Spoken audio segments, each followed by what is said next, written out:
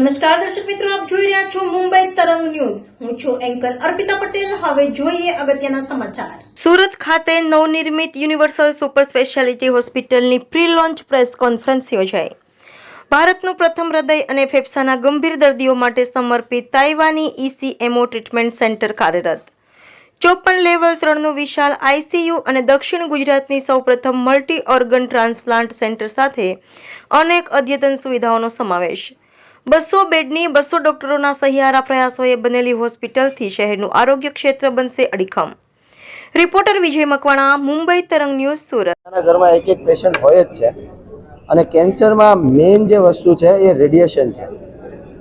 જે અત્યારે સુરતમાં જુઓ તો હરેક પેશન્ટને ઓલમોસ્ટ 15 થી 20 દિવસનું વેઇટિંગ પીરિયડ છે રેડિયેશન માટે. તો આપણી આ હોસ્પિટલ એવું છે કે ઇન હાઉસ રેડિયેશન મશીન છે, એ પણ હાયર એન્ડ જે વેરિયન્ટ કંપનીનું જર્મન મેડ મશીન છે એ છે. અને એ બી આપણે એક વધારાની સર્વિસ છે જે બીજા ઉપર ડિપેન્ડ ના રાખવી પડે. હવે એક અલગ બીજે નથી થતી ફિટોસ્કોપી. તમે જુઓ તો સુરતમાં નહીં, સાઉથ ગુજરાતમાં નથી થતી.